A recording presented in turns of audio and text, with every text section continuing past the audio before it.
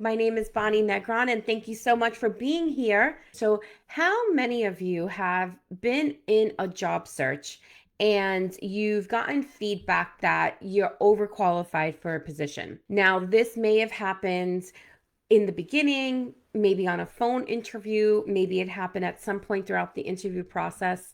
How frustrating is that, right? You know you can do the job, the salary expectations were in your range, and then you have to hear that perhaps you're overqualified, right? What does this mean? And how many of you have faced that in your career? I know I have faced it. We definitely all have been there at some point of another. So, what exactly does that mean? Now, I will tell you that the overqualified label, it's often used by employers or hiring managers when they believe that a candidate possesses more skills, experiences, or qualifications than required. Now, there are several reasons why employers might be hesitant to hire someone. Number one, it's just going to be the fear of higher salary expectations, right? Employers may worry that an overqualified candidate will expect a higher salary than they are willing or able to offer for the position. So that's sometimes one of the biggest reasons. Another reason is concerns about job satisfaction. And as a hiring manager myself for many years, this was one of the things that I always looked for. It wasn't just can the person do the job, but can the person actually be challenged in the role that they're in now? And if so, for how long? Is there going to be growth? Because let's face it, how many of you have also taken a job at one point or another only to see a couple months into the position, you knew that it wasn't going to be a good fit. And you knew that it really, you were kind of mastered the whole role in a short period of time and you were eager and ready for more, right? As employers, we look for that as well. So, hiring managers might assume that an overqualified candidate will become bored or dissatisfied with the role that doesn't fully utilize their skills and expertise, which can lead to a variety of things, decreased productivity, disengagement from the role, absenteeism. All of these things are very common if you're not challenged in a role. So that's a big concern for many hiring managers. Third reason is job hopping concerns. Employers just may feel that if you're overqualified, you may just be wanting to use this current opportunity as a temporary stepping stone, or what I like to refer to as a bridge job. And you might only be taking this position only until you find a more suitable role that aligns with your specific qualifications or experience, right? And we've all done that. How many of you looked at a role and said, you know what? I'm probably overqualified, but I'm just going to take it because I have no other options right now and I don't want to be without a job. Employers and hiring managers can get that right away. So this is definitely another concern that they look at. If you're applying for a role that they feel you're overqualified for, that's definitely a concern for them as well, that they may just be that bridge job. Another thing is that culturally, you may be a threat to the existing team and what's going on. So, overqualified candidates coming into a new team, it may kind of shake things up. And for the current staff that's in place, you may become a threat, right? You probably have never thought about this before, thinking about going into a new team, right? It's not only from the hiring side, but they have to be concerned. Are you going to be a threat to the existing team with your skills and expertise overshadow those of, the colleagues and supervisors that are currently there? So they think about this as well. And then the last thing is that it's a big concern is the difficulty to adapt to the role. Employers might worry that if you're overqualified, you may be less willing or able to adapt to certain requirements and procedures of the role, especially if it involves taking on tasks or responsibilities that you may consider are below your skill level. So if you're going into a role and you're starting to do a lot of hands-on stuff when you're used to strategy, you might get a little frustrated, like, oh, I don't want to do this. I could do more than this. Or if you go into a role of leadership and you're being asked to do, administrative work, and then for you might feel a little frustrated that you're doing a lot of admin work and that you have more capability to do a lot more. Okay, so these are the things that employers are concerned with. Now, why am I telling you this? Because you need to understand the perspective of the employer so that you can address these early on in the process, because if hiring managers and employers have these concerns and you truly are interested in this position, even though you may be overqualified, maybe you're willing to take that step back. All of these circumstances play a factor in the job search. So you need to understand the concerns of what they are so that you can address them and have the conversation to eliminate some of these concerns. And we're going to talk about that in a little bit, how you can navigate these concerns in the interview process. Now, it's important for you to approach the hiring process with an open mind. Just recognize that being an overqualified candidate, you are also bringing significant value to a company. So this is not only about proving or meeting the concerns of the employers, but leverage your skills, your experience. And by not only addressing these concerns, but emphasizing the value that you can bring to a company and that you're up and ready for the challenge, this is how you can effectively counter overqualified label and increase your chances for landing the right opportunity. Now, the overqualified label can also have potential impacts on your search. First one is going to be limited job opportunities. Being considered overqualified will limit the number of job opportunities available to you because you may be screened out of positions that you are more than capable of performing. Okay, so let's say the bachelor's degree is preferred and maybe you have a PhD and maybe you don't have many years of work experience, but the fact that you have a PhD might automatically be screening you out. So we have to be creative and look for ways so that you can combat that, okay? Also, the impact is a prolonged job search. If you are applying to jobs that you are overqualified for, you are going to be in a longer job search than you want. I hear this quite often from clients where they say, I'm just applying to everything. I've applied to 200 jobs in a week. First of all, if you're applying to that many jobs in a week, you're definitely going about the job search wrong. That's a terrible job search strategy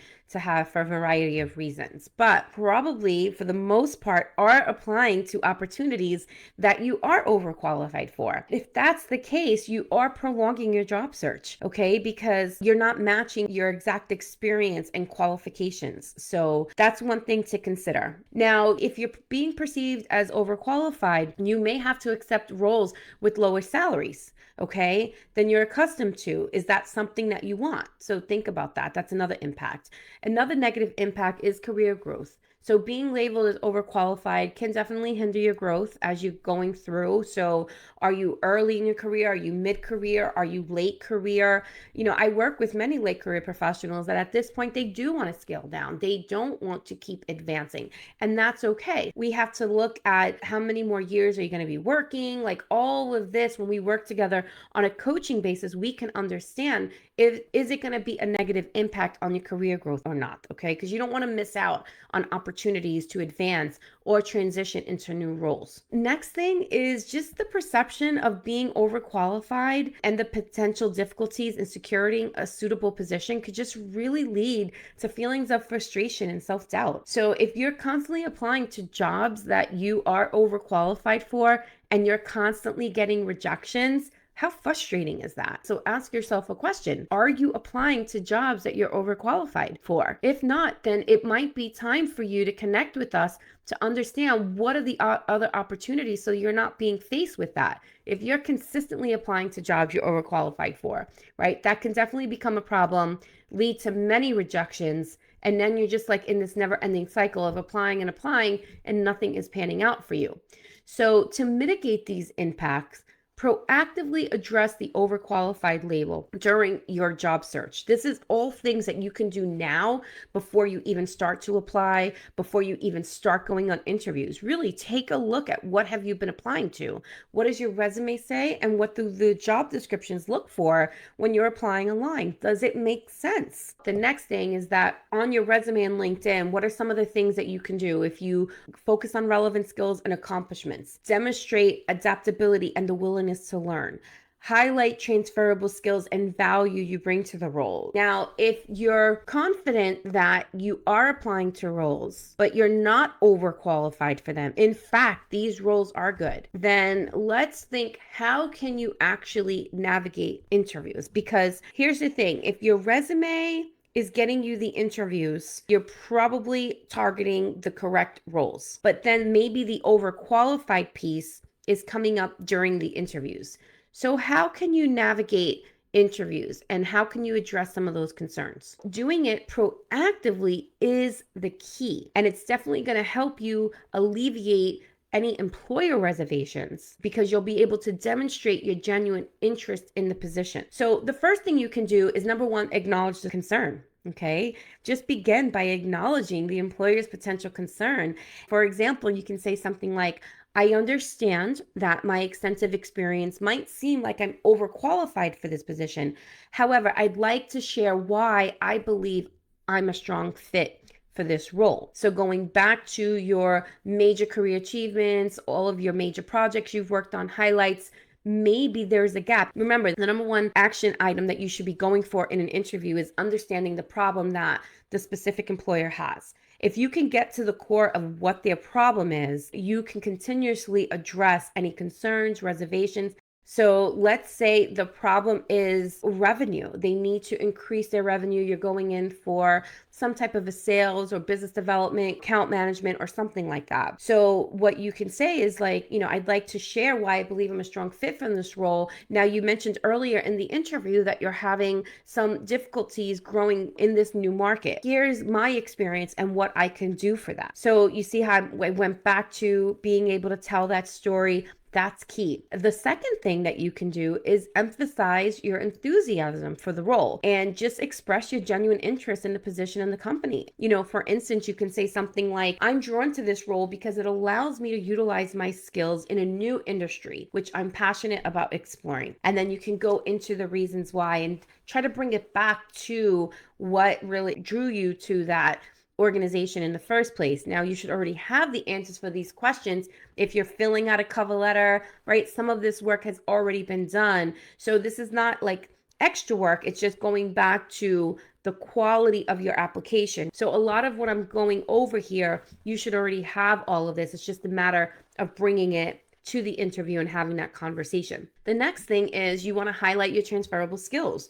You want to discuss the skills and experience you have that can directly benefit the company and the specific role. And again, if you've been able to identify the problem that this specific organization has and the reason why they're hiring for this specific role, you want to tie that in as well. And that's the key, just being able to continue to speak the language to what it is that they're looking for, where their gaps are, where their challenges are, and continue to be able to focus on the value that you can bring. Now, the next thing is you want to address job satisfaction and commitment. Remember, going back to some of the reasons, they may feel that you're not going to be in it for the long haul. Maybe it's a stepping stone job, or what I like to call a bridge job. Reassure the employer that you find the position fulfilling despite the fact that there's some hands-on work that you haven't done in some time, or despite the fact that there's some administrative work that needs to get done.